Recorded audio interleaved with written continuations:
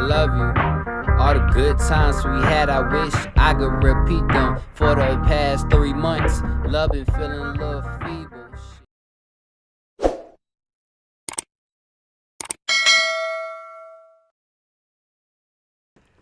What's good, y'all? Welcome back to another video. Like I said before in the last video, quit my job. This is my full-time thing. So, A$AP Rocky, we're listening to that one album. Zone and when the going on testing. That's one of my favorite albums from. I think I need to listen to Long Live A$AP as well. But yeah. I'm still trying to understand A$AP Rocky.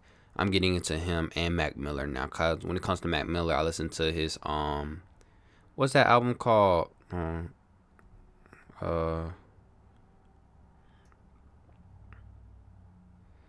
Jesus, jump back in. Come on now. Mac Miller, thank you. I have to really look up Mac Miller. That's some bullshit. And it's the Kids album. I know I wasn't tripping. I thought it was like Playground or some shit. My bad. I'm like Soul Culture, okay? Don't crucify me. But yeah, let's get into understanding A$AP Rocky. Let's get into it. With that being said, my album's dropping this Saturday. Pre-order album on Bandcamp. And yeah. Understanding A$AP Rocky is brought to you by Skillshare. The first 500 people to sign up will get 2 months for free at the link in the description. The rap game is all about fitting in. From cars to clothes to drugs, there's a lot of pressure to conform. But there are rappers who hop on the trends, and there are rappers who start the trends. A$AP Rocky sits firmly in the latter camp. Despite one of the most tragic backstories in hip-hop, Rocky became an extremely influential figure, not only in the realm of music, but in a wider cultural context as well. In this video, I'm going to talk about how Rocky came to be the legendary embodiment of style he is today, from his unstable childhood selling drugs in New York, to his southern-inspired debut mixtape Live Love A$AP, all the way to Testing, an underrated and experimental look at the 2018 hip-hop zeitgeist. Let's get into it.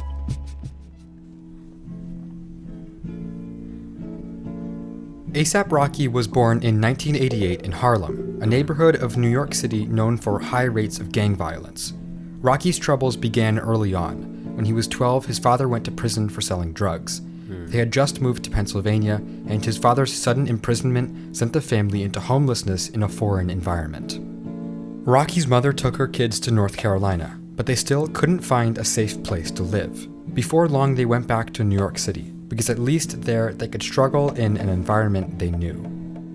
Back in the city, Rocky's older brother Ricky became his role model. He taught Rocky how to rap and inspired his lifelong appreciation for fashion. But when Ricky was 20 years old, he was killed on the street in Harlem. 13-year-old Rocky was devastated. He had to start dealing drugs to make ends meet, and within just a few years, he went from selling weed to selling crack. At just 16 years old, Rocky served time in Rikers Island for drug dealing. His cellmate was also a future rapper named Casanova. Like, I know just from being a Tupac head myself, he was born there. Does that influence you at all? What, Tupac? Yeah, him being Pac, from Harlem? yeah. Yo, it does. Believe it or not, he was born in the same hospital. He was born, if I'm not mistaken, he was born in St. Luke's, you know? And I was born in St. Luke's. He lived on 116th Street in Morningside. I was born on 116th in Morningside. My brother died on 116th in Morningside.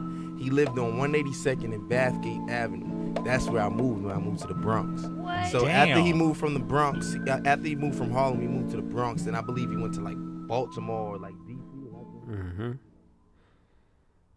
Rocky's first real attempt at making music and art was in 2007 when he joined a Harlem-based collective of rappers, producers, fashion designers, and bikers called A$AP Mob. Its founders were A$AP Yams, A$AP Bari, and A$AP Ills. Rocky's first single, Peso, dropped in the summer of 2011. It attracted attention from high-profile local radio stations, and the song became an instant hit in New York. Rocky's next single, Purple Swag, was similarly popular, and even earned him offers from a few record labels. He He dropped a mixtape, Live Love ASAP, just a few months later. Yeah, Live The Love. mixtape was not hugely Long Live. successful, Yeah. and Rocky signed a $3 million record deal just weeks after it came out. Live Love ASAP was pretty diverse for a New York record. The New York scene at the time was territorial, and Rocky took a big risk with inspiration from Southern and Midwest hip-hop styles, specifically drawing a lot of production ideas from Houston, Texas. The beats on Live Love ASAP were hazy, low to mid-tempo, and choruses on the mixtape are often chopped and screwed. Rocky was able to create a powerful, dreamlike atmosphere that was surprisingly developed for a debut release. Thanks to local publicity, Rocky joined Kendrick Lamar as the opening act for Drake's Club Paradise tour in 2012. He also performed at the Pitchfork Music Festival in July of that year, and he was scheduled to appear on The Jimmy Fallon Show shortly after, but he was replaced when he got arrested the night before after a brawl with another rapper. Rocky recorded his debut album in late 2012. On it, he paid tribute to older hip-hop aesthetics with songs like One Train, a 6-minute track featuring Kendrick Lamar, Yellow Wolf, Danny Brown, Joey Badass, Action Bronson, and Big Crit. Including Rocky, there were 7 rappers on the song, and together they created a 90s-style tribute to underground posse tracks. But above paying homage to his influences, Rocky's debut album was progressive. He showed a great ear for sonic experimentation, featuring indie singer Florence Welch and dubstep producer Skrillex on 2 of the album's most interesting songs. He also made a song with pop star Lana Del Rey. It failed to make the album, but ended up being a fan favorite anyway. Long Live ASAP introduced Rocky to the mainstream as a rapper who went above and beyond what was necessary to sell records. Even as a newcomer, his taste in instrumentals and collaborations was more than developed enough for him to become considered one of the most stylish and refined rappers in the game. Long Live ASAP debuted at number 1 on the Billboard 200, just 3 short years after Rocky was on the streets selling drugs. While Rocky's next album, At Long Last ASAP, would be even more mature and developed than his first, it seemingly ended his stroke of good luck. Rocky's mentor and the album's executive producer, ASAP Yams, died a few months before it came out. Rocky was devastated by his passing, and the rollout of the album was severely affected. Yams rarely took the spotlight for Rocky's success, but it would have been impossible without him. The album was finished before his death, and no mentions of his tragic passing were added. At Long Last ASAP is Rocky's first fully formed record. Rocky finally had the experience and tools at his disposal to create something entirely his own, even if something entirely his own entails drawing heavily from a number of very different inspirations, including a feature from British rock singer Rod Stewart and executive production from Danger Mouse. At Long Last ASAP is party rap fused with rich musical heritage and careful curation. Collaborators on the album include pop singer MIA, rappers Future, Lil Wayne, Bones, and even pop singer Miguel. On At Long Last ASAP, Rocky became more than just a rapper. He became a curator of different moods and experiences, bringing together a wide variety of genres and musicians for one of the most stylish and charismatic musical experiences of 2015. The album debuted once again at number 1, spending 4 weeks there. Despite its success, it represents a low point in Rocky's career, marked by loss and grief. Money don't sleep. Gotta pay me by the minute. Money. That was kind of hard. That was Rocky's first project without the guidance of Yams would prove to be his most controversial. Testing was released in May 2018. It didn't perform very well on the charts, and critics didn't like it much either. The album was criticized for being basic, messy, and directionless. Questions were raised about Rocky's ability to make music without Yams' help. And indeed, I do think that perhaps the album was most affected by the death of Yams and Rocky's sister shortly before it was recorded. Rocky's life has been marked by loss since childhood. His brother died when he was 13, his father died shortly before the release of his first album, his mentor died just before his second album, and he lost his sister before his third album. Testing is Rocky's most thoughtful release yet, because at this point, Rocky's dedication to his lifestyle of excess has become weak. Of course, he's still ASAP Rocky. He still loves fashion and women and acid, but he's alone now. The people he could always count on the most are gone. Testing's album cover is a picture of 10 people standing above the photographer with a white background. And I think Rocky choosing this cover tells us a lot about where his head is at in the wake of these losses.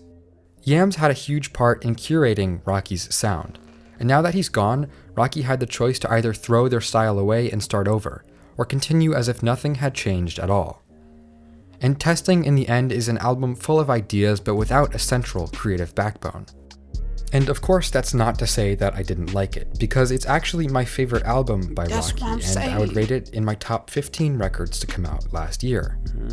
It's full of interesting ideas, and I really enjoy the variety. A$AP Rocky is one of the most stylish and dynamic figures in hip-hop. There are very few rappers who've done time at Rikers Island and later gone on to host performance art events at Sotheby's.